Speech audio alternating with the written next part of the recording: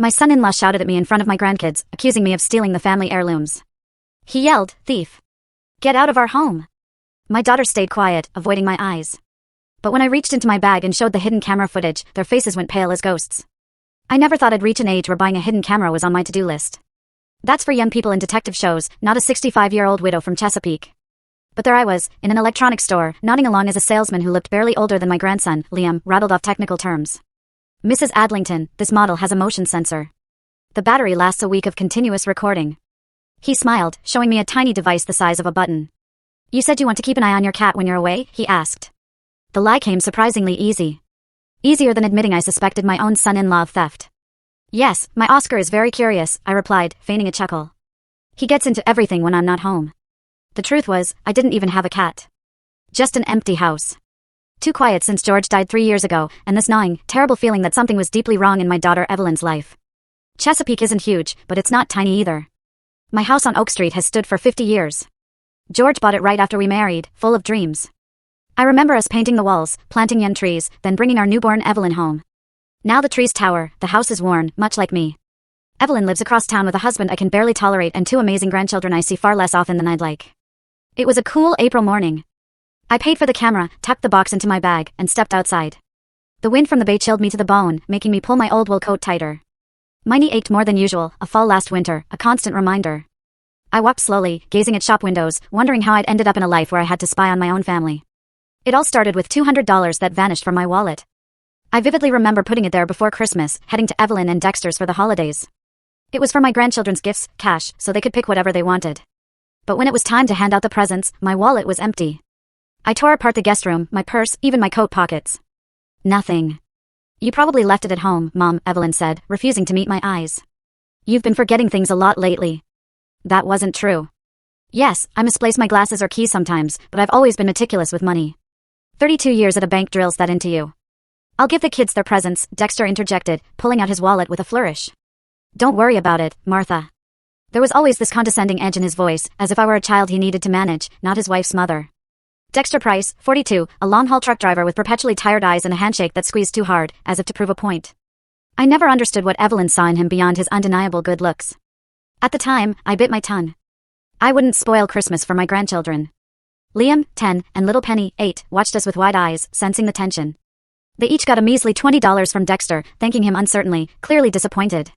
That night, lying in the guest room with its bright, cheerful wallpaper Evelyn had picked for her nursery, a terrifying thought struck me: what if Dexter took my money? It seemed absurd. Evelyn said he made good money. Why steal from his elderly mother-in-law? But the seed of doubt was planted. And from then on, I started noticing other strange things. Evelyn, once so vibrant and happy, now spoke quietly, often glancing back at her husband as if seeking approval for every word. My phone calls went unanswered more and more often. Invitations to visit became rare, always scheduled for when Dexter was supposedly on a long haul. He was so sorry he couldn't be there. Then, during a visit in March, I found my bag had been rummaged through. My things weren't where I'd left them, and my wallet was open. This time, no money was gone. But the violation, the fact itself. "Coffee, Mom?" Evelyn walked into the living room without knocking, startling me. She looked utterly exhausted, dark circles under her eyes. "Thank you, dear. Is everything all right?" "Of course," she replied, too quickly. "Just didn't get much sleep." Penny was coughing all night. I knew that wasn't true. My room was right next to the nursery, I hadn't heard a single cough. But I didn't call her out. After that visit, I started to notice how Dexter watched me intently when he thought I wasn't looking. How he asked questions about my house, about valuables, about the insurance policy George left behind. "Grandma, do you have that old jewelry?" Penny asked one day, sitting on my lap. "Dad said you have some beautiful jewelry that belonged to my great-grandmother." I froze. My grandmother's jewelry was in my possession. Not valuable in money terms, but priceless to me sentimentally. I had never mentioned it to Dexter. "Dad said that?" I asked cautiously. "Yes. He told Mom you were probably hiding it and didn't want to share." Evelyn, who'd overheard, turned pale and snapped at her daughter. "Penny, go to your room." The look she gave me, a desperate mix of fear and shame, confirmed it: something was terribly wrong in that house. I thought about it all the way home on the bus. I thought about it opening the door to my empty house. I thought about it cooking dinner for one. George would have known what to do. He always resolved difficult situations. But George was gone. Now it was up to me. That evening, wrapped in a blanket in my armchair, I made a decision. The next time I visited my daughter and my things or money went missing, I was going to find out who was responsible. And now, this tiny camera was in my bag. I felt ridiculous, like a spy from George's old movies. Embarrassing, but absolutely necessary. At home, I pulled out the device, studying the instructions. The letters were impossibly small, forcing me to put on my glasses. The technical terms were a blur, but I grasped the basics. Motion sensor. Records to a memory card. Viewable on a computer.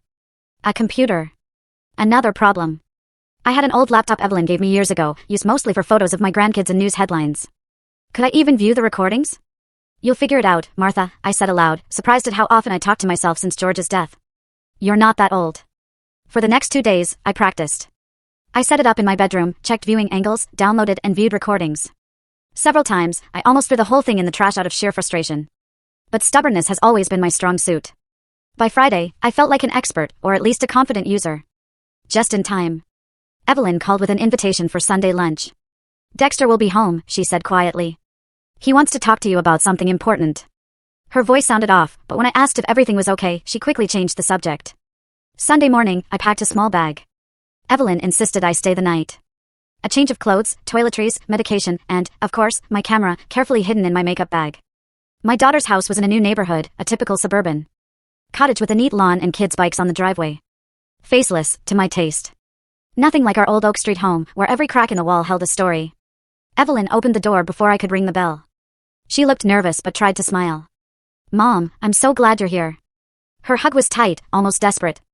I could smell her shampoo, the same one she used as a teenager. Is something wrong, dear? I asked quietly. No, of course not, she replied too quickly. Come in. The kids have been asking for you. Liam and Penny burst into the hallway, happy and noisy. Liam, tall for his 10 years, with serious eyes so like George's. Penny, covered in freckles, her 2 pigtails bouncing with every movement. Grandma, did you bring anything? Penny blurted. Penny. Evelyn scolded. That's not how you ask. It's okay, I smiled, pulling 2 small packages from my bag. Of course I did. A book for Liam, who devoured adventure stories, and a set of colored pencils for Penny, who inherited my love of drawing. Thank you, Grandma, Liam said ceremoniously, his eyes already lit up by the book. Penny just threw herself into my arms, hugging me tightly. Her small, warm body pressed against mine, and for a moment, everything became simple and clear. For these children, it was worth enduring the tension I felt in this house. Kids, go to your rooms, Dexter's low voice boomed from the doorway. Let Grandma rest from her trip. He stood leaning against the doorframe, tall, dark hair slightly graying. Outwardly, he was attractive, if not for the cold look he gave me. Hello, Dexter, I said, straightening up. Years of working with clients at the bank had taught me to remain calm in front of unpleasant people. Martha, he nodded, not moving. I hope the trip was okay. Fine, thank you. I'll take your things to the guest room, Evelyn interjected, grabbing my bag. You and Dexter talk while I do that. My heart hammered. The camera was in that bag. But refusing to let her help would raise suspicion. Of course, dear. Thank you. Evelyn quickly left, leaving me alone with my son-in-law. Come into the living room, Dexter said, motioning me to follow. We really need to talk.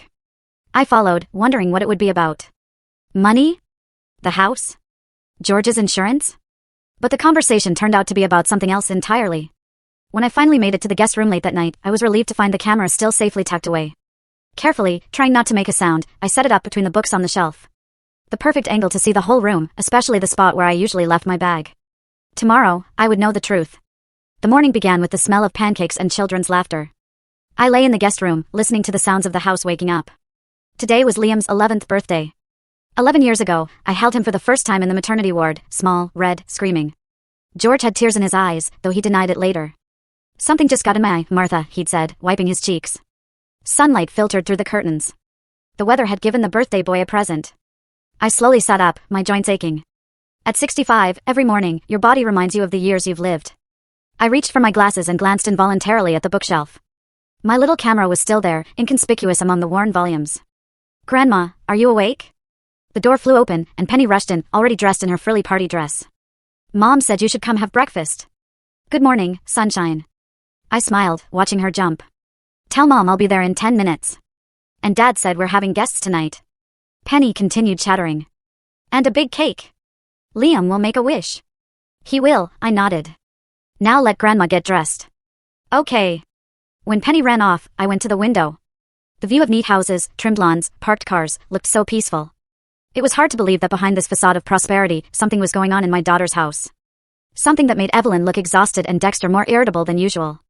Yesterday's conversation with him had been strange. I expected questions about money, but Dexter talked about work, some promised promotion, plans for a new car, as if he was trying to convince me, or himself, of his financial stability. Everything's going great, Martha, he'd repeated. Soon, we'll even be able to send the kids to private school. But something in his eyes didn't match his words.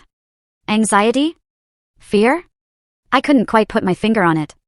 After getting dressed, I hid the memory card from the camera in a secret pocket in my purse. Better to keep it with me than leave it in the room. The kitchen greeted me with the aroma of coffee and lively bustle. Evelyn worked her magic at the stove. Liam set the table. Penny, standing on a chair, hung colorful paper garlands. Happy birthday, dear. I hugged my grandson, feeling him press against me for a moment before pulling away. He was already shy about showing affection. He was growing up. Thanks, Grandma, he muttered, returning to the table. Mom, coffee? Evelyn turned to me, and I saw the bruise under her eye, which she was trying to cover with makeup. My heart ached. I knew that look. Don't look. Don't ask. Everything's fine. A look she'd learned to use over years of marriage to Dexter. I'd love to, dear. Can I help with anything? No, you're a guest, she replied too quickly. Just sit with the kids. We ate breakfast without Dexter. Evelyn said he'd gone to a bakery on the other side of town for the cake. His absence eased the tension. The children talked louder, and Evelyn even smiled a few times. Grandma, did you bring me a present? Liam asked when he'd finished his pancakes. Liam! Evelyn scolded him. That's not how you ask. It's okay, I ruffled his hair. Of course, I did, but let's wait until tonight when all the guests are here. The gift was actually hidden in my bag, a radio-controlled model airplane kit. Liam was fascinated by technology, and I'd had to save quite a bit from my modest pension to make my grandson happy. After breakfast, the children ran off to get ready for the party, and Evelyn and I were left alone. She washed dishes silently, avoiding my gaze. Eve, I said quietly, using her childhood nickname. What's going on? And don't tell me everything's fine. Her hands froze in the soapy water. For a moment, I thought she was about to cry, but Evelyn just sighed deeply. It's just stress, Mom. Lots of work at the hospital, the kids, the house. You know how it is. And the bruise under your eye? I pressed. That's from stress, too? She flinched as if struck. I bumped into the closet door. My own clumsiness. A lie so obvious it hurt to hear it. My daughter, who'd never been able to lie as a child, always blushing and stammering, now uttered these words with frightening ease. Evelyn, if you need help. The front door slammed, interrupting us. Heavy footsteps echoed in the hallway, and Dexter appeared in the kitchen, holding a large cardboard box with a bakery logo. The cake's here, he announced with feigned cheerfulness. Hi, Martha. Have you had breakfast yet? Yes, thank you, I replied, watching Evelyn instantly transform. She straightened her back, forced a smile, and began fussing with the coffee pot. Honey, would you like some coffee or breakfast? I can heat up the pancakes. Coffee, he said curtly, placing the box on the table.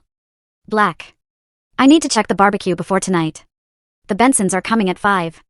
I thought the party was at 4, Evelyn said uncertainly. I moved it. I have things to do, Dexter snapped. And tell the kids to keep it down. My head is splitting. He picked up his mug and walked out to the backyard without looking at his wife or me. Evelyn's shoulders slumped as if the air had been let out of her. He's just tired, she muttered, though I hadn't asked. He works a lot. I didn't say anything. What could I say? That I could see how afraid she was of him? That I remembered how happy and confident she'd been before she met him? That George was turning in his grave, seeing how his daughter was being treated? Instead, I just put my hand on her shoulder. I'll go see what the kids are doing. The day dragged on. The children tried to be quiet, playing board games in Liam's room. I joined them, listening to their whispers and muffled laughter. Evelyn prepared a festive dinner while Dexter disappeared into the garage, went out into the yard, and locked himself in his study, talking to someone on the phone too quietly for me to make out the words. At 3, I went up to the guest room, pretending to rest before the guests arrived. In reality, I needed to check the camera.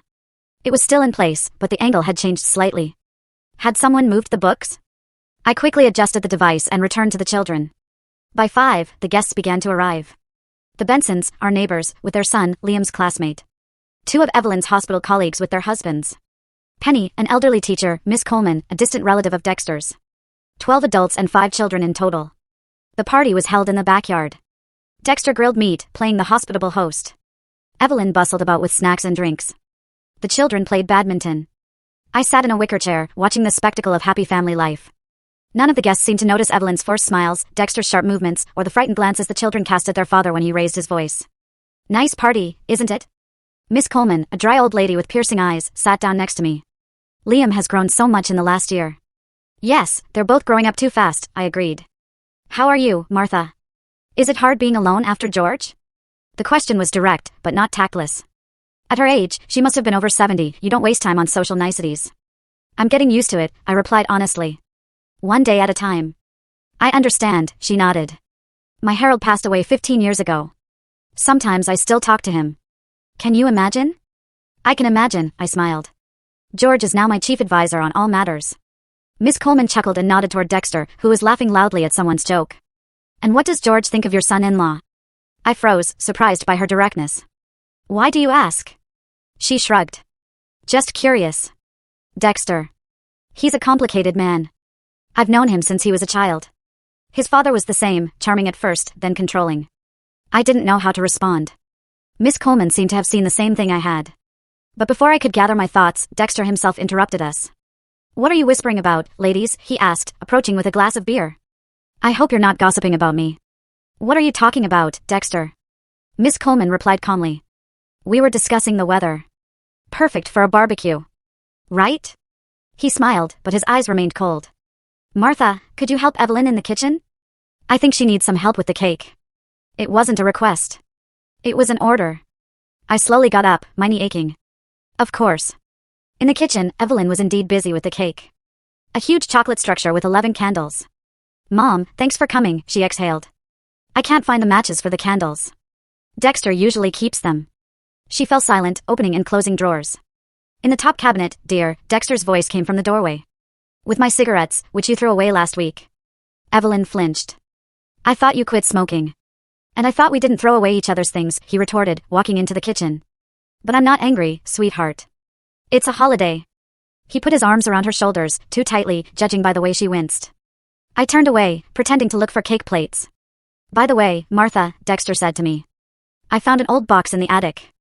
I think it's yours. With jewelry in it? I froze. My box? The one with my grandmother's jewelry that I left with Evelyn for safekeeping a few years ago when I was renovating my house? Yes, I think it's mine, I replied cautiously. Can I take a look? Of course, he smiled. After the cake.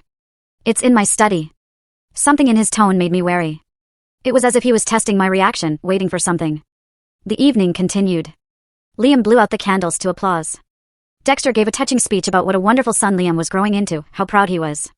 From the outside, everything looked perfect, a happy family, a loving father. Only I could see how tense Evelyn's shoulders were.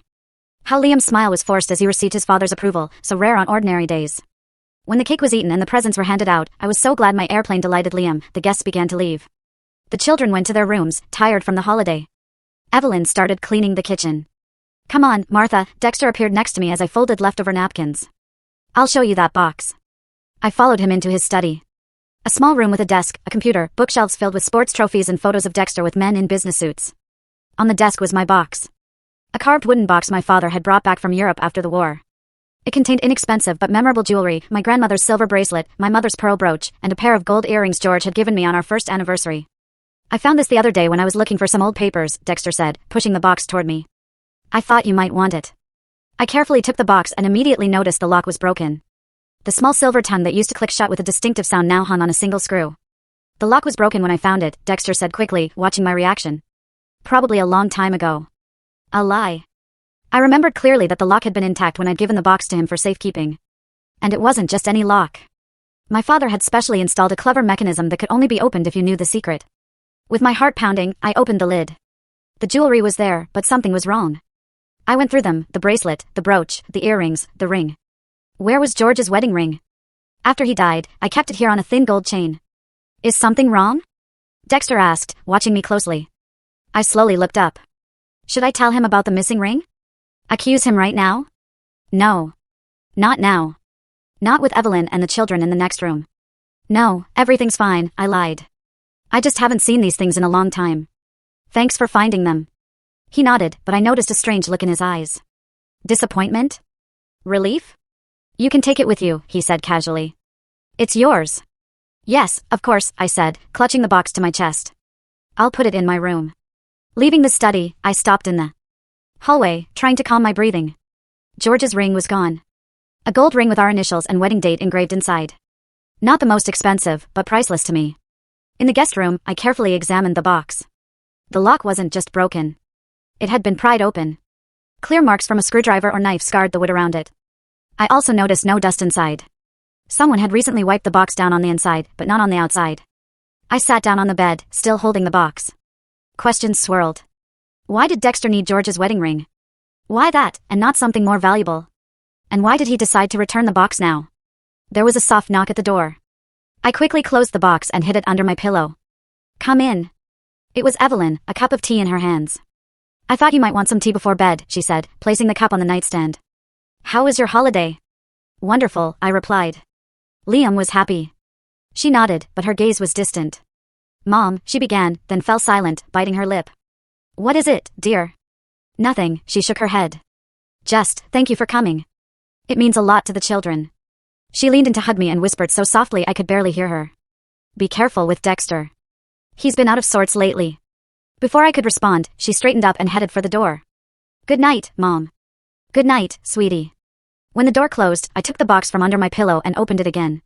In the dim light of the nightstand lamp, the jewelry glimmered faintly, reminding me of the past, of people who were no longer there, of happy moments that could never be recaptured. The broken lock on my old box with the family jewelry spoke louder than words.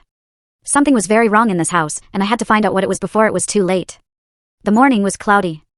I woke up to the muffled rumble of thunder in the distance. Outside the guest room window, heavy gray clouds covered the sky. Nature seemed to be warning of an approaching storm. The clock on the nightstand showed 7, but voices could already be heard. I slowly sat up, a dull ache in my lower back, a sure sign of rain. The jewelry box still lay on the bedside table. The broken lock seemed to stare at me with silent reproach. Why didn't I take it earlier? Why did I entrust it to this son-in-law I never truly knew? The voices behind the door grew louder. I recognized Dexter's irritated tone and Evelyn's quiet, soothing voice. They were arguing, though I couldn't make out the words. Then the door slammed, and everything went quiet. I quickly dressed, trying not to make any noise. A house dress, comfortable flat shoes, minimal makeup.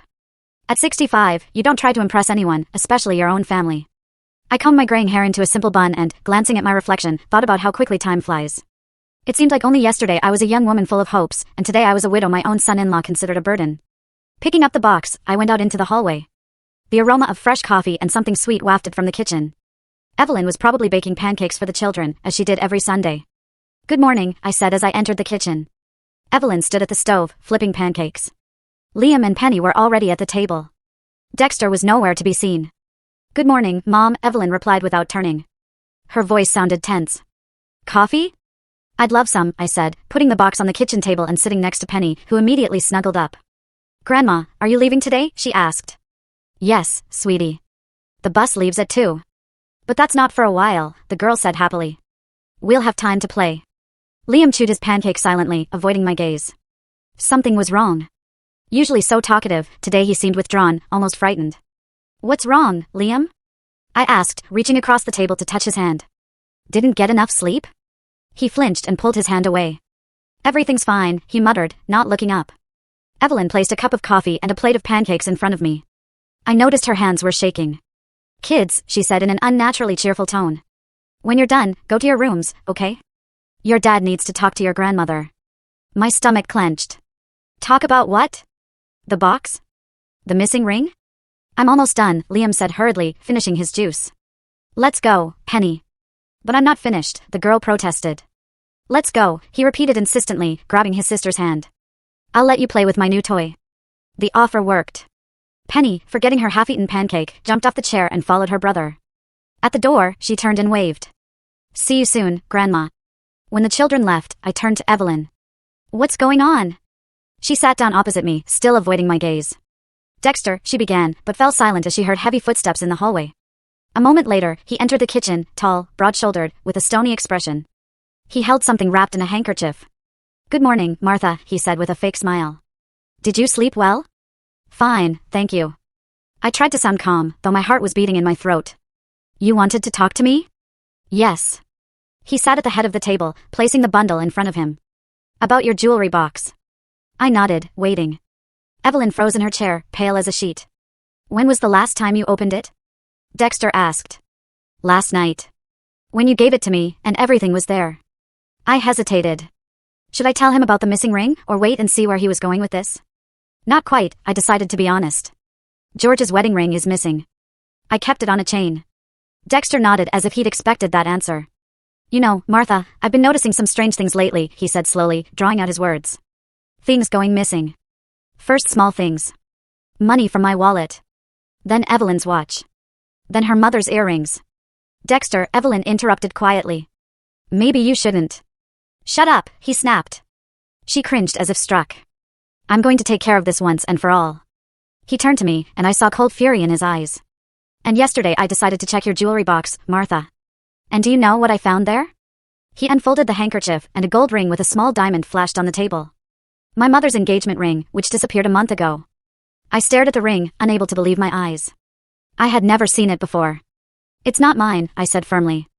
I never took your things, Dexter. Don't lie to me. He slammed his fist on the table so hard the cups jumped. It was in your jewelry box. You took it when you stayed with us last month. That's not true, I tried to remain calm, though I was trembling inside. I'm not a thief, Dexter. And you know that. I know, he smiled bitterly. All I know is that ever since George died, you've been complaining about money. I know you're jealous of our house, of our life. I know you don't approve of me as your daughter's husband, and this is your way of getting back at us, by stealing our things. Evelyn sobbed quietly, covering her face. I looked at her, expecting her to stand up for me, to say a word in my defense, but she remained silent. Evelyn, I said to my daughter, you don't believe this, do you? She looked up at me with tear-filled eyes, but before she could say anything, there was a rustling sound at the kitchen door. We all turned and saw Liam and Penny standing there, looking frightened. Dad, Liam said. Uncertainly. What's going on? Dexter turned to the children, and his face changed instantly. Anger gave way to feigned sadness. Kids, I'm very sorry, but I have something to tell you, he said, motioning them closer. Remember Grandma Price's ring that went missing? I found it, at your Grandma Martha's house. Penny looked at me in confusion. Grandma took someone else's ring? No! I exclaimed. Never, Dexter. Don't get the kids involved in this. But he didn't seem to hear me. Yes, Penny. Grandma Martha took things that didn't belong to her, he said gently, as if explaining a difficult concept. Sometimes adults do bad things when they don't have enough money. That's a lie. I jumped up from my chair, feeling the blood rush to my face. I've never taken anything that didn't belong to me. Dexter, stop this right now. See, he said to the children, ignoring me. That's why I didn't want her to come so often. I knew something was wrong. Liam looked at me with horror and disbelief. Penny started to cry.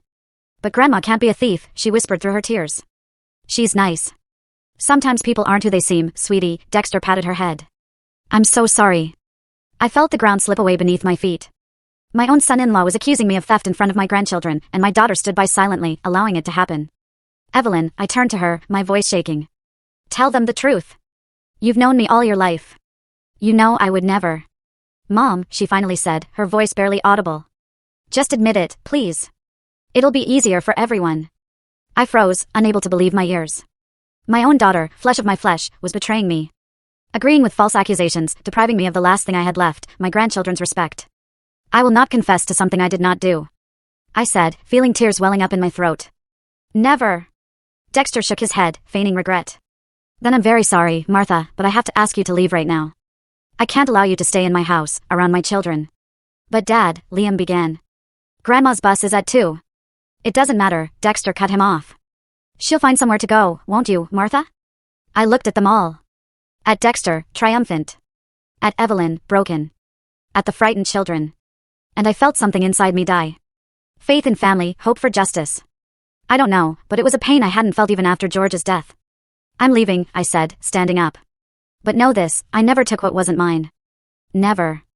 I headed for the door, but stopped, turning back to the box on the table. This is mine, I said, taking it and pressing it tightly to my chest. And I'll prove my innocence, I promised. Dexter smiled. Sure, Martha. Good luck with that. I walked past the children, trying not to look into their eyes, which were full of tears and confusion. I went up to the guest room and quickly gathered my things. The camera was still on the bookshelf, inconspicuous, but hopefully capturing everything that had happened in the room while I was away. Coming downstairs with my bag, I saw Evelyn standing in the hallway. She was alone. Dexter had taken the children to the living room. Mom, she whispered, I don't believe you're a thief. But Dexter, he's so convincing. And they really did find the ring in your jewelry box. Which someone broke into, I said, looking her straight in the eye. You know, the lock was broken. You know I would never take something that didn't belong to me. I know, she lowered her gaze. But I can't do anything. He controls you, I finished for her. And you let him. You let him destroy our family, humiliate me in front of my grandchildren. How can you, Evelyn? Tears rolled down her cheeks. You don't understand, Mom. You don't know what it's like. I do, I said, suddenly feeling so tired that even my anger receded. I know more than you think. And I'll help you, even if you didn't help me. I opened the front door. It had already started raining. A light, cold rain that penetrated to the bone. Perfect weather for the hardest day of my life. Goodbye, Evelyn. Mom, wait. She grabbed my arm. Where are you going? It's raining and the bus won't be here for hours. I'll find somewhere to go, I repeated Dexter's words with bitter irony. Don't worry about me. Worry about your children, who are growing up watching their father mistreat their mother and humiliate their grandmother. I stepped out into the rain without looking back. My bag weighed heavily on my shoulder, and the box hidden inside seemed impossibly heavy. But the heaviest thing of all was my heart, broken by the betrayal of those closest to me. The streets of Chesapeake were almost empty that Sunday morning. A few passers-by hurried for shelter, paying no attention to the elderly woman with a bag slowly wandering along the sidewalk. I walked without looking where I was going, just trying to get as far away from my daughter's house as possible. 2 blocks away, I found a small cafe, open despite the early hour. The bell jingled as I entered, and an elderly waitress behind the counter looked up. Terrible weather, isn't it? She said cheerfully. Please, have a seat wherever you like. I chose a table by the window, where I could see the rain turning the street into a blurry gray canvas. Like my life. Yesterday, it was bright and full of meaning. Today, it seemed colorless and shapeless. Coffee? The waitress asked, approaching with a notepad. Yes, please, I said without even looking at the menu. Can I use your phone? Of course, dear. She nodded toward the phone on the wall by the cash register. Is everything all right? I tried to smile, but it didn't come out right. Just a little family problem. Nothing serious. She nodded understandingly and walked away to get my coffee. I took a worn notebook from my bag, where I kept important numbers. Among them, Vernon Coulson, my neighbor, a former police officer who sometimes gave me a ride from the supermarket and helped with minor repairs. Maybe he could meet me at the bus station, or if I was lucky, he even pick me up here. That would be better than sitting in a cafe until 2 and then spending another hour on a bus, wet and humiliated. I went to the phone and dialed the number. After the 3rd ring, a familiar, hoarse voice answered. Coulson speaking. Vernon, this is Martha Adlington. I tried to speak evenly, but my voice trembled. Your neighbor from Oak Street, Martha? His voice sounded surprised. What happened? Are you all right? Not really, I sighed deeply. I'm in Chesapeake, at my daughter's, well, not at my daughter's anymore. I need to get home, but the bus doesn't leave until 2. I thought maybe you. Give me your address, he interrupted without hesitation. I'll come over. Tears of gratitude welled in my throat. It's Jenny's Cafe on the corner of Maple and 5th. But I don't want to trouble you. Maybe you could just meet me at the bus station. I'll be there in 40 minutes, he said firmly. Don't go anywhere. Returning to my table, I wrapped my hands around the hot coffee cup, trying to warm myself. My wet clothes clung to my body, and my gray hair had come out of its bun, hanging in damp strands. I must have looked like a real city lunatic. What would George say if he saw me like this? He would probably scold Dexter first, then Evelyn, then hug me and say, Martha, old girl, don't let them get you down. You're stronger than you think. I took my wallet out to pay for coffee and felt for the memory card. A small piece of plastic that might contain the proof of my innocence. I had to watch the recording as soon as possible. The rain grew heavier, drumming on the cafe windows. I sat there, staring out the window, feeling completely crushed. My son-in-law had accused me of stealing family jewels in front of my grandchildren. My daughter hadn't stood up for me. And now I was sitting in a strange cafe, wet and alone, waiting for a stranger who had shown me more kindness than my own family. In my pocket was a memory card, my only hope. But now that seemed so distant and unreal. All I felt was the pain of betrayal and the cold of that rainy April morning, penetrating to my very core. Vernon Coulson arrived exactly 40 minutes later, as promised. I saw his old blue Ford pull up and felt such relief I almost cried. He came in, shaking rain off his worn leather jacket, and spotted me right away. Tall, stooped, with a thick gray mustache and piercing blue eyes. He was the typical retired police officer who hadn't lost his professional observational skills. Martha, he said, approaching my table and giving me a quick, appraising look. You're soaked to the skin. I wasn't in the rain long, I replied, standing. Thank you for coming, Vernon. I don't know what I would have done. Don't mention it. He waved it off. I was going into town for a new garden hose anyway. Are you ready? I nodded and took out my wallet to pay. I already paid, Vernon said. Let's go. The car is warm. The car was warm. I buckled my seatbelt, put my bag on my lap, and only then allowed myself to relax a little. We drove onto Chesapeake's main street, heading out of town. So, Vernon said, keeping his eyes on the road, what happened with your daughter? I took a deep breath. Where to start?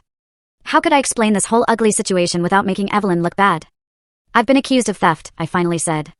Dexter, my son-in-law. He said I stole his mother's jewelry. Vernon grunted but said nothing, waiting. He made a scene in front of the children. He said he found his mother's ring in my jewelry box, but I've never seen that ring before. My voice trembled. And Evelyn, she didn't say a word. She just stood there, letting him accuse me in front of her grandchildren. I see, Vernon nodded. An unpleasant situation. What are you going to do? I clutched my bag tighter. I have proof. At least, I hope I do. Vernon glanced at me, raising an eyebrow. Proof. I installed a camera in the guest room, I admitted, feeling a strange sense of relief at finally being able to tell someone. A small, inconspicuous one. It records to a memory card. I suspected something was wrong in the house when money went missing from my wallet last time. Vernon smiled slightly under his mustache. Not bad for a beginner detective. What's on the recording? I don't know, I shook my head. I haven't looked yet. I need a computer. I have a laptop at home, he said. You can use it. We drove the rest of the way in silence. I looked at the Chesapeake suburbs rushing by, gradually giving way to rural landscapes, and thought about how quickly things that had taken years to build could be destroyed: trust, respect. It all seemed so fragile now. Our neighborhood greeted us with the same rain, but not as heavy. Vernon stopped in front of his house, a neat one-story building across the street from mine. Come on, he said, turning off the engine. Have some hot tea, dry your clothes, and then we'll watch a recording. I followed him down the wet driveway to the porch. Inside, Vernon's house was just as I had imagined it, simple, functional, a little old-fashioned. The furniture was sturdy but not new. On the walls were photographs of Vernon in his police uniform with other people, presumably colleagues. One was with a woman, probably his late wife, whom he sometimes mentioned. The bathroom is over there, he said, pointing. You'll find a towel. I'll put the kettle on. 15 minutes later, having changed into dry clothes from my bag and dried my hair, I sat at Vernon's kitchen table with a hot tea. He sat opposite me, his open laptop between us. Now, let's see what you've got there, he said. I took the memory card from my purse and handed it to him. My hands were shaking with excitement. What if the camera hadn't worked? What if Dexter had found it and deleted the recording? What if I really looked like a paranoid old woman spying on her own family? Vernon inserted the card and clicked the mouse. There are several files here, he said. They're dated. Which one do we need? Yesterday's, I think, I replied. I set up the camera on Saturday evening after talking to Dexter. He nodded and opened the file. The screen went blank, then an image of the guest room in Evelyn's house appeared. The quality wasn't perfect, but it was clear enough. I could see the bed, the nightstand, part of the wardrobe, and the door. There was no sound. I had forgotten to activate that feature. We'll have to fast forward, Vernon said. There are several hours of footage here. He sped up playback. Frames of an empty room flashed across the screen. Sometimes I appeared, combing my hair, reading a book, getting ready for bed. Stop, Vernon said suddenly, slowing it down. Someone's coming in. I leaned forward, peering.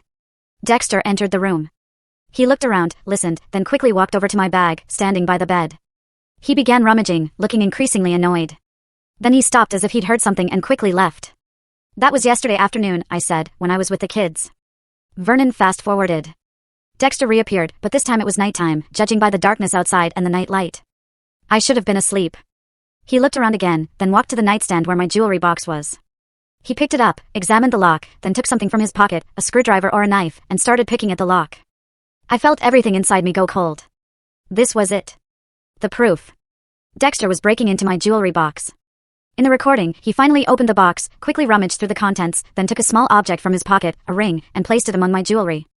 Then he closed the box, put it back, and left the room. Oh my God, I whispered. He put the ring in my jewelry box. Looks like it, Vernon nodded. Let's watch some more. The next interesting moment came in the early morning. Dexter entered the room again, but this time he wasn't alone. Evelyn was with him. They stood at the door and, judging by their gestures, were arguing. Evelyn shook her head and tried to leave, but Dexter grabbed her arm and said something, leaning close to her face. She cringed, nodded, and they both left. Too bad there's no sound, Vernon said. But it's clear enough as it is. He's intimidating your daughter. I nodded silently, tears welling up. Poor Evelyn. I should have realized sooner what was going on. Wait.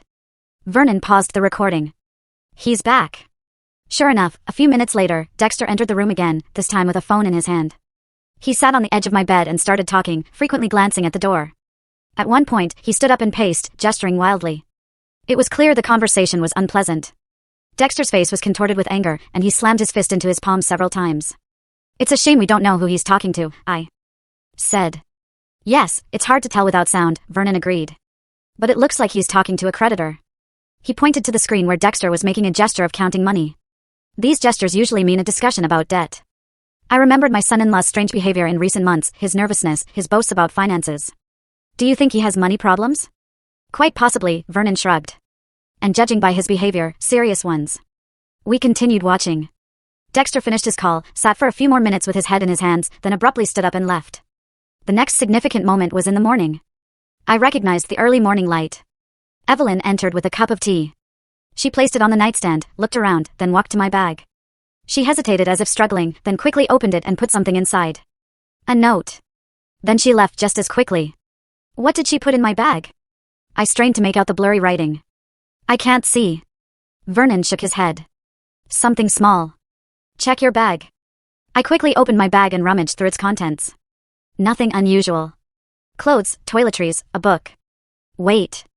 I took out the Agatha Christie detective novel I'd brought. A folded piece of paper fell out. Here. I unfolded the note. It was Evelyn's handwriting, small and uneven, as if she'd written it in a hurry. Mom, I'm sorry. Dee is in big debt because of gambling. He's threatening to take the kids if I don't help him. I'm scared for them. Please be careful. Don't trust him. So, that's what it is, Vernon said quietly, reading over my shoulder. Gambling. Poor Evelyn, I said, pressing the note to my chest. She's afraid of him. Afraid for the children. Vernon returned to the laptop and continued watching. The last fragment showed Dexter entering the room again, this time with the clear intention of searching it thoroughly. He checked all the drawers, looked under the bed, even rummaged through the books on the shelf where the camera was hidden. For a moment, I held my breath. He was about to find it. But Dexter was apparently in a hurry and didn't notice the small device. He continued his search, becoming increasingly irritated, and finally, finding nothing, left the room, slamming the door. That was where the recording ended. I leaned back in my chair, stunned by what I had seen. Now it's clear what happened, Vernon said, closing the file. Your son-in-law is in debt because of gambling. He needs money urgently, so he decided to get rid of you by accusing you of theft. Maybe he was counting on the insurance money from the jewelry, or just wanted to divert suspicion from himself. But why involve the children? I still couldn't understand Dexter's cruelty. Why did he have to humiliate me in front of them? To convince everyone of your guilt, Vernon explained. Children are sincere. If they didn't believe you were capable of theft, they might have defended you or asked uncomfortable questions. Dexter needed to turn them against you. I remembered my grandchildren's faces, frightened, confused, their eyes filled with tears. Dexter had taken away not only their grandmother but also their belief that those closest to them were always honest and kind. What am I supposed to do now, Vernon? I asked, feeling completely lost. I have the recording. But who would believe an old woman accusing her son-in-law of forgery? Vernon stroked his mustache thoughtfully. The police are unlikely to get involved in a family dispute without clear evidence of violence, he said. But the recording is a good start. We need more information about Dexter's debts. Who does he owe? How much? How serious are his problems? I don't know, I shook my head. Evelyn never mentioned any financial difficulties. On the contrary, Dexter always boasted about how well they were doing.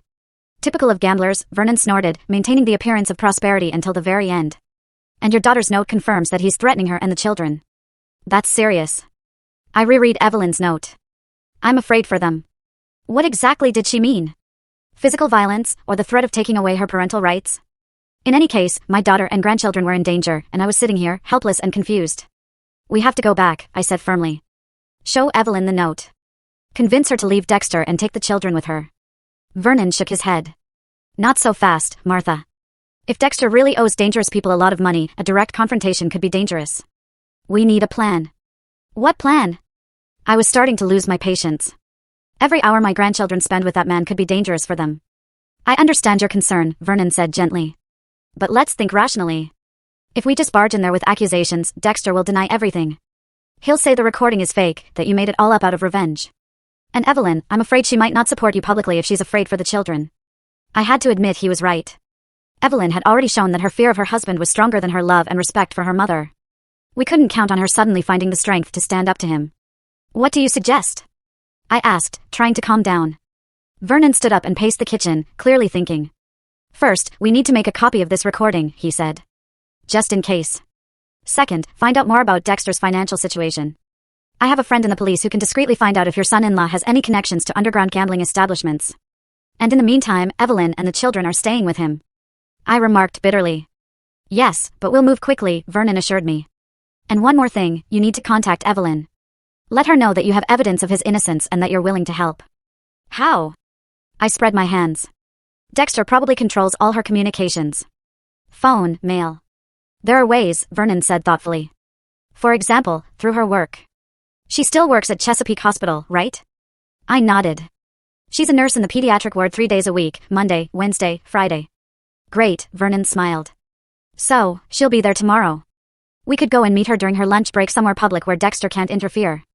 The plan was starting to take shape, and I felt hope returning. Maybe all was not lost. Maybe I could regain my grandchildren's trust and help my daughter get out of this terrible situation.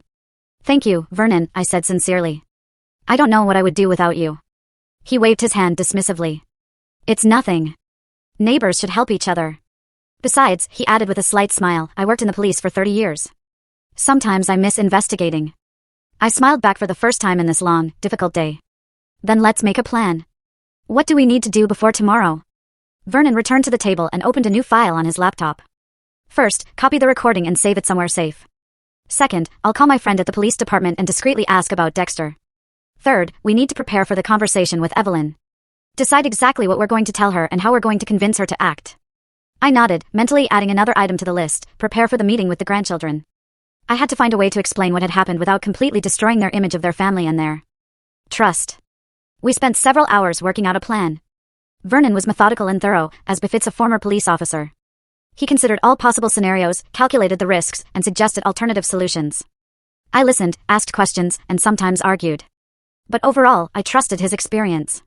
By evening, we had a clear plan of action for the next few days. The first step was to meet with Evelyn at the hospital. Then, depending on her reaction, we would either help her and the children escape from Dexter or gather more evidence of his machinations and go to the police. We need to be prepared for the possibility that Evelyn may not want our help, Vernon warned. Victims of domestic violence often defend their abusers, especially when there are children involved. I know, I sighed. But I have proof. She has to believe me. Let's hope so, he nodded. Now you need to rest. It's been a tough day. I suddenly felt exhausted, both physically and emotionally. The events of the day weighed heavily on me. And all I wanted to do was lie down and forget everything. But thoughts of my grandchildren, who were still with Dexter, wouldn't leave me alone. I'll walk you home, Vernon said, noticing my condition. The rain has almost stopped. Thank you. But I live across the street. I smiled weakly. I'll be fine. Still, he insisted. Take my umbrella just in case. We stepped out onto the porch. It was getting dark. The rain had indeed almost stopped, with only a few drops falling here and there. The air was fresh, smelling of wet earth and blossoming leaves. Spring was coming after all, despite everything. We crossed the street in silence. My house looked quiet and dark, as if waiting for its mistress to return. I took out my keys, but before opening the door, I turned to Vernon. Thank you for everything. I don't know how to express my gratitude. He looked slightly embarrassed, shifting from one foot to the other. Don't thank me, Martha. Just get some rest. Tomorrow is an important day. I nodded, suddenly feeling a lump in my throat. It was strange how a stranger had shown more concern and understanding than my own family. Although perhaps Vernon wasn't such a stranger anymore. We had been neighbors for over 10 years, exchanging pleasantries and occasionally helping each other with small things. But it was only today that I truly appreciated his presence in my life. See you tomorrow, I said, opening the door. See you tomorrow, he nodded. Call me if you need anything, anytime. As I entered the house, I immediately smelled something familiar. Old wood, books, lavender, which I had placed in the closets. Everything here was familiar, safe, and yet for the first time in many years, the house seemed too empty, too quiet. I walked into the living room without turning on the lights. I sat down in the armchair by the window, the one George used to love to sit in while reading the evening paper. Now I needed his advice and support more than ever. What would you do, George? I whispered into the emptiness. How would you protect Evelyn and the children? Of course, there was no answer, only the ticking of the old clock on the wall and the patter of rain outside the window. But for some reason, I was sure that George would have approved of our plan. He had always been in favor of decisive action, especially when it came to family. I took the jewelry box out of my bag and opened it. I sorted through the familiar items, my grandmother's silver bracelet, my mother's pearl brooch, earrings from George, and a ring that didn't belong to me, planted by Dexter. It looked out of place among my modest treasures. Too new, too shiny, probably bought recently, specifically for this setup. Tomorrow, I'll see Evelyn. I'll show her the recording. I'll explain that I'm ready to help, that she's not alone. I'll urge her to get the children and get away from Dexter before it's too late. And if she refuses, well, then I'll have to go to Plan B, gather more evidence against Dexter and go to the police. I couldn't let him ruin my daughter's life and my grandchildren's lives. With these thoughts in mind, I finally made my way up to the bedroom, feeling exhausted. Tomorrow would be a new day, a day when I would start fighting for my family.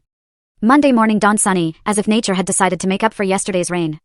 I woke up early, before 6, with a heavy heart, but with determination. Today, everything had to change. After showering and getting dressed, I chose my clothes more carefully than usual. A dark blue dress with a jacket, a little makeup, and the pearl earrings George had given me. I wanted to look composed and confident, not the broken old woman they had seen yesterday. At 8, the doorbell rang. Vernon, punctual as always, stood on the doorstep in his usual leather jacket, but today he wore a tie, which gave him a particularly formal appearance.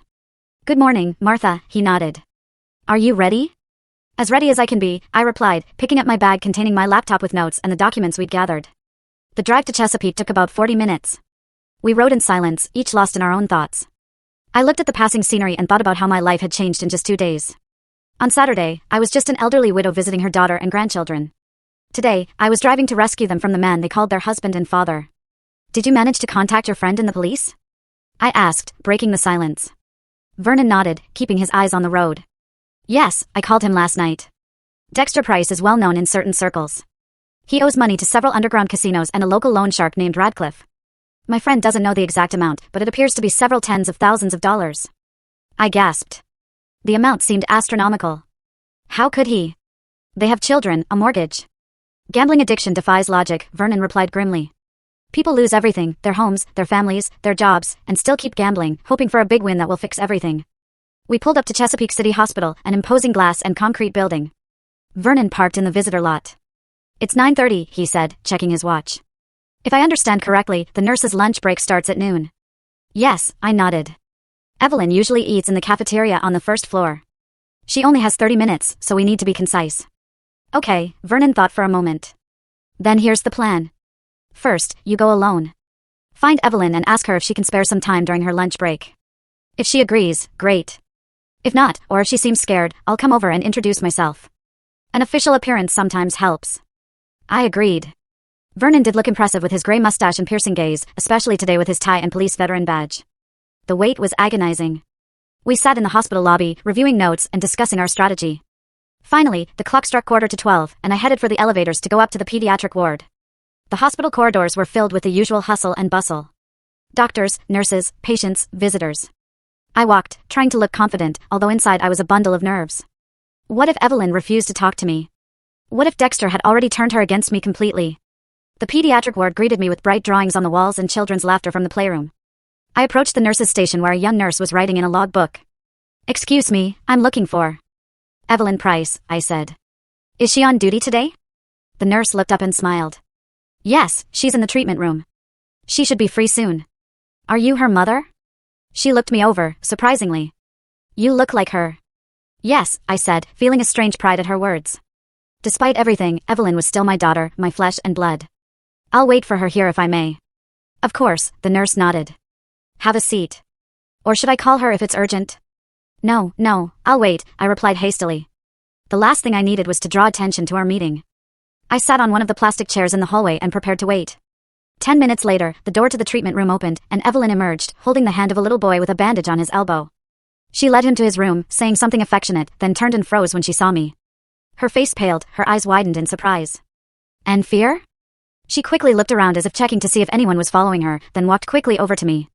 "Mom," she whispered. "What are you doing here?" I stood up, feeling my knees tremble. "We need to talk, Eve. It's important." She looked around again, nervously, tucking a strand of hair behind her ear, a gesture I remembered from her childhood. "I can't. Dexter isn't here," I said firmly. "And we're going to talk about him, about what he did." Evelyn bit her lip, clearly struggling. "I have lunch in 15 minutes, she finally said.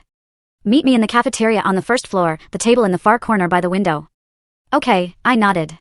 "And Eve, I have a friend with me, a former police officer. He wants to help." She flinched but nodded. "Okay, just be careful. Dexter sometimes shows up unannounced." When I went down to the cafeteria, I found Vernon already sitting at a table in the corner. There were 2 cups of coffee in front of him. "She's coming," I said, sitting opposite him. "In 15 minutes. Vernon nodded, not showing any surprise. "Okay. What does she look like?" "Scared," I replied honestly. "And she seems afraid that Dexter might show up here." "Is that possible?" "She said he sometimes comes by unannounced." Vernon frowned. "Then we need to be ready to act fast. Did you bring your laptop?" I nodded, patting my bag. And all the documents, too. Exactly 15 minutes later, Evelyn entered the cafeteria. She had changed out of her uniform and was wearing jeans and a sweater, her hair pulled back in a ponytail. She looked tired and tense. When she saw us, she froze for a moment, then walked decisively toward our table. "Hi, Mom," she said quietly, sitting next to me. Then she turned to Vernon. "You must be the friend Mom was talking about." "Vernon Coulson," he said, extending his hand. "Nice to meet you, although the circumstances aren't the most pleasant." Evelyn shook his hand cautiously, then turned to me. "I only have 25 minutes. What's going on, Mom?" I took a deep breath, gathering my thoughts. "Evelyn, I know the truth about Dexter. About his debts, about the ring he planted, about everything." Her eyes widened, and she turned even paler. "What are you talking about?" "I have proof," I interrupted, opening my bag and taking out my laptop. I set up a camera in the guest room, and it recorded Dexter putting the ring in my jewelry box. Evelyn stared at me as if she couldn't believe her ears. "You, what?" "See for yourself," I said, opening my laptop and playing the recording. "Right here. See? He comes into the room at night, picks the lock on the box, and puts the ring inside." Evelyn stared at the screen, unable to look away, her hands resting on the table, clenched into fists so tightly that her knuckles turned white. "And here," I continued, switching to another clip. "He's talking on the phone. Judging by the tone, it's with a creditor. Vernon thinks it's about gambling debts." "Radcliffe," Evelyn whispered, her eyes glued to the screen. "His name is Radcliffe. He lends money at exorbitant interest rates. And if he doesn't pay him back on time..." She fell silent, covering her face with her hands. I put my hand on her shoulder, feeling her tremble. "Eve, sweetheart, why didn't you tell me? I could have helped." "How?" she asked bitterly, lowering her hands. Tears glistened on her cheeks. "By giving him your savings? Selling the house? That wouldn't solve the problem. Dexter would just lose that money too. He can't stop." "What about your note?" I took out the folded piece of paper I found in the book. "You wrote that he threatened to take the children away. Is that true?" Evelyn nodded, wiping away her tears. "He says that if I leave or seek help, he'll prove that I'm a bad mother, that I work too much and don't pay enough attention to the children, that he'll fight for full custody and won't let me see them." "Those are empty threats," Vernon interjected. "The court takes many factors into account, including financial stability, and your husband, from what I understand, has serious debts and a gambling addiction. No judge would give the children to a father with such problems." Evelyn looked at him, hopefully. "Are you sure?" "Absolutely," Vernon nodded. "I have friends in the Chesapeake Police Department. They confirmed that your husband is known in certain circles. Debt, gambling, possibly even embezzlement at work. He's not the kind of man a court would trust with children." Evelyn began to cry again, but now it seemed to be out of relief. "I was so afraid," she whispered, "so scared of losing Liam and Penny. They're all I have." "You have me," I said quietly, squeezing her hand. "And I'll never let Dexter take your children away from you. Never." We sat in silence for several minutes. Evelyn tried to collect her thoughts, and I gave her time. Finally, she straightened up and looked at me more determinedly. "What should I do, Mom? Where should I go? I don't have money for a lawyer or a new place to live." "Don't worry about that," I said. "I have savings, and my house is big enough for all of you. The most important thing right now is to get the kids and get away from Dexter." "But how?" "He'll be home from work at 6. The kids are at school until 3, Vernon stroked his mustache thoughtfully. "Here's the plan. You finish work at 4, Evelyn replied. "Excellent. At 3, Martha and I will pick up the children from school. Then we'll go to your house and gather the most essential things. At 4, we'll meet you here, and we'll all go to Martha's house together." "What if Dexter comes back early?" Evelyn asked anxiously. "That's unlikely," Vernon said. "But even if he does, we have proof of his shady dealings. And I'm a former police officer. Trust me, he'll think twice before causing any trouble." Evelyn looked uncertain, but nodded. "All right, I agree. But we need to act quickly. Dexter has an app on his phone that tracks my movements. If I don't go home after work, he might suspect something's wrong. Then leave your phone here in the locker," Vernon suggested. "Or with a colleague you trust, tell them you forgot to charge it and borrow another one for emergencies." "That's fine," Evelyn nodded. "I have a friend, Sarah. She'll help." "Great." I felt a warm glow of hope spread through me. "Then it's settled. We'll pick up the kids at 3, then go to your place to get your things, and meet here at 4. Evelyn suddenly squeezed my hand. "Mom, I feel so guilty. What happened yesterday? I should have stood up for you. I should have told the kids the truth. I'm such a coward." "No, sweetie." I stroked her cheek like I used to when she was little. "You're not a coward. You're a mother who fears for her children. I understand that. And I don't hold it against you." Evelyn clung to my hand, closing her eyes. "Thank you," she whispered. "I don't deserve a mother like you." You do, I said firmly. And you deserve even more. Now go to work. I'll meet you at 4. She nodded, stood up, hugged me tightly for a moment, then quickly left the cafeteria, wiping her eyes. She's strong, Vernon remarked when we were alone. She'll be fine. Of course she will, I nodded. She's my daughter. The next few hours were spent in tense anticipation. Vernon and I discussed the plan and prepared the documents we might need if Dexter decided to go to the police. At 2:30, we drove to the school where Liam and Penny attended. Chesapeake Elementary was a typical one-story building with brightly colored walls and a playground. We parked nearby and waited. At 3, the bell rang, and the children began to file out in groups, talking loudly and laughing. I was the first to spot Liam and Penny. They were walking hand in hand, both with backpacks. Liam was serious and focused as always, while Penny was bouncing along. At the sight of my grandchildren, my heart ached with tenderness and pain. How would they react to my appearance after yesterday? I got out of the car and waved. Liam noticed me first and stopped, holding his sister back. A whole range of emotions flashed across his face: surprise, embarrassment, uncertainty. Grandma! Penny spotted me and broke free from her brother's grip, running toward me. Grandma, you're back! She hugged my legs, pressing herself against me. I bent down and hugged her back, tears welling up. Of course I'm back, sweetheart. I promised I'd prove my innocence. Remember? Liam approached more slowly, still unsure. Dad said you weren't coming back, he said quietly. He said you. I know what he said, I replied gently. But it's not true, Liam. And I have proof. Do you want to see it? He nodded, still not looking me in the eyes. Then get in the car, I said, pointing to Vernon's vehicle. I'll explain everything on the way. Where are we going? Penny asked, still holding my hand. Does Dad know? We're going to your house to get your things, I replied honestly. And then to mine. You'll be staying with me for a while. And no, Dad doesn't know yet. But Mom agrees. We just spoke to her. Liam frowned, clearly confused, but obediently got into the car. Vernon introduced himself, trying to look as friendly as possible, which wasn't easy with his stern appearance. On the way to Evelyn's house, I showed the children some excerpts from the recording, only the parts where Dexter put the ring in the box. I decided they were too young to know about their father's debts and his threats. See, I said when the recording ended. Dad put the ring in my box, and then accused me of stealing it. But why? Penny asked, puzzled. Dad said stealing is wrong. Why did he do it himself? Sometimes adults do the wrong thing, I replied cautiously. Especially when they have problems. What kind of problems? Asked Liam, who seemed to understand more than he was saying. Adult problems, I replied evasively. The important thing is that I've never taken anything that didn't belong to me. And I'll never lie to you.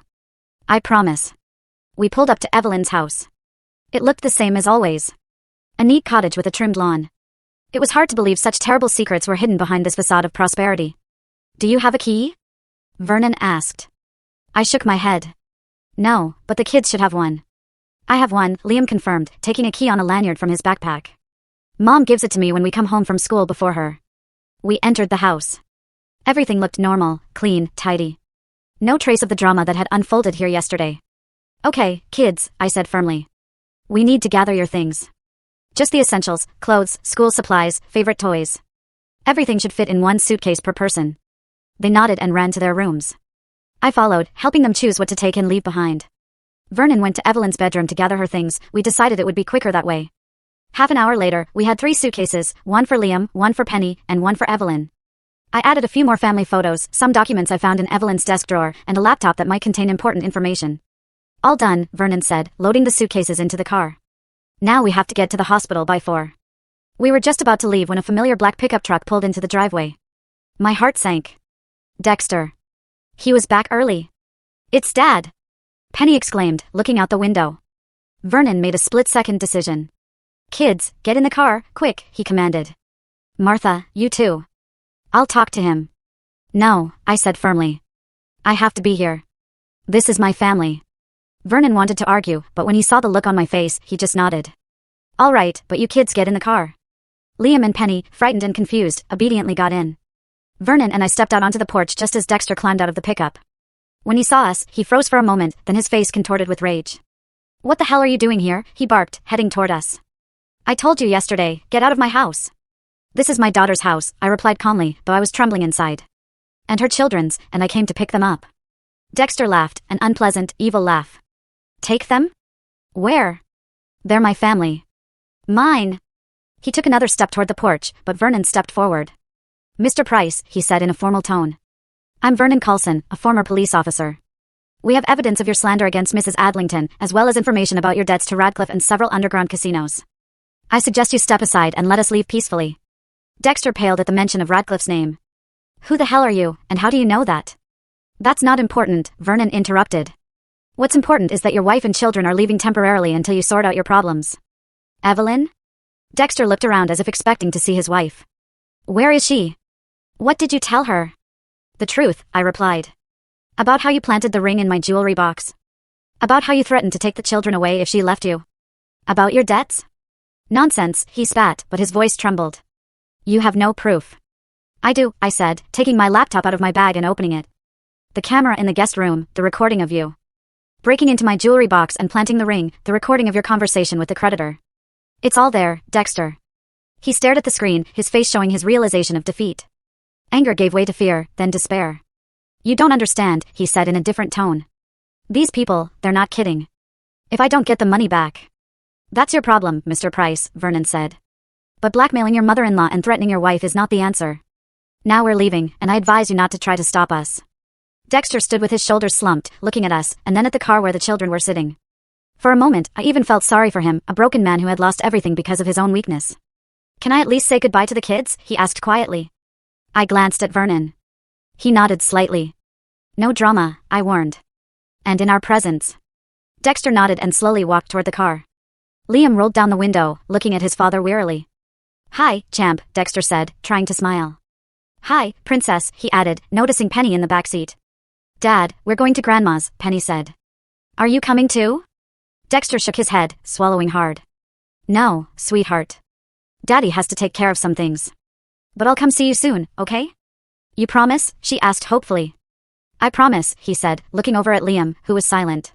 "Take care of your sister, okay, champ?" Liam nodded slowly, still not saying a word. It was clear how hard it was for him to realize that his father had lied, betrayed his grandmother, and now they were leaving him. "We have to go," I said, approaching the car. "Evelyn is waiting for us at the hospital." Dexter stepped back, allowing me to get into the car. Vernon got into the driver's seat and started the engine. "Don't try to follow us or threaten us," he warned Dexter through the rolled-down window. "My friend in the police has a copy of all the evidence. One phone call, and you'll have problems worse than your debts." Dexter nodded silently, his hands in his pockets. As we drove away, I saw him in the rearview mirror, standing on the driveway, watching us go, a lonely figure against the house he might soon lose. The children were silent on the way to the hospital, each lost in their own thoughts. Penny pressed herself against me, resting her head on my shoulder. Liam sat upright, staring out the window with a blank expression. "Everything will be okay," I said quietly, hugging my granddaughter. "I promise." We arrived at the hospital at exactly 4. Evelyn was already waiting for us at the entrance, shifting nervously from foot to foot. When she saw the car, she ran over and got into the back seat, hugging the children. "My little ones," she whispered, kissing them one by one. "Are you okay?" "Yes, Mom," Liam replied. We packed our things, and we saw Dad. Evelyn froze. "Dad? Was he home?" "He came back just as we were leaving," I explained. "But everything's fine." We showed him the recording, and he didn't interfere. Evelyn breathed a sigh of relief. "Thank God. I was so scared." "It's all over," Vernon said as he pulled out of the hospital parking lot. "Now, let's go home to Martha. We'll discuss what to do next there." The drive to my house took about 40 minutes. The whole time, Evelyn held onto the children as if afraid they would disappear. They told her about school, what they had brought with them, their plans for the evening. The usual children's chatter, which now sounded especially precious. My old house on Oak Street greeted us with the setting sun gilding the windows. How strange. Just yesterday, I had returned here alone, crushed and humiliated. Today I had brought my family here, my daughter and grandchildren who were about to start a new life. "Welcome," I said, opening the door. "Make yourselves comfortable." The children entered first, looking around curiously. They had been here before, but not often, and never stayed long. "Liam, your room will be upstairs, first door on the right," I said. "It was your mother's room when she was little. And you, Penny, will sleep in the room next door. It's my sewing room now, but we'll fix it up quickly." "And me?" Evelyn asked, carrying in a suitcase. "The guest room is downstairs," I replied. "There's a comfortable sofa bed. If you want, we can look for an apartment closer to your work." "No," she shook her head. "We'll stay here for now if you don't mind. The children need stability, and so do I." Vernon carried in the remaining suitcases and stopped at the door. "I think I'll go," he said. "You need time to be together, to settle in." "Stay for dinner," I offered. "It's the least I can do to thank you." He hesitated, but Evelyn backed up the invitation. "Please, Mr. Coulson. We couldn't have done it without you." All right, he agreed. But just dinner. The evening passed in a strange but cozy atmosphere. Evelyn and I prepared dinner while the children explored the house, finding old toys and books that had been around since their mother was a little girl. Vernon sat in the living room, answering phone calls from time to time. He was contacting his friends and the police to make sure Dexter wasn't taking any action against us. Over dinner, simple but hearty roast, salad, apple pie, we talked about the future. About how Liam and Penny would continue going to the same school for now, Evelyn would drive them on her way to work. About finding a good lawyer to handle the divorce and custody agreement. About how I could help with the down payment if Evelyn decided to buy her own place. Mom, I can't accept this money, Evelyn objected when the children had gone to play and we were left at the table with our tea. You can and you will, I said firmly. This isn't a gift. It's an investment.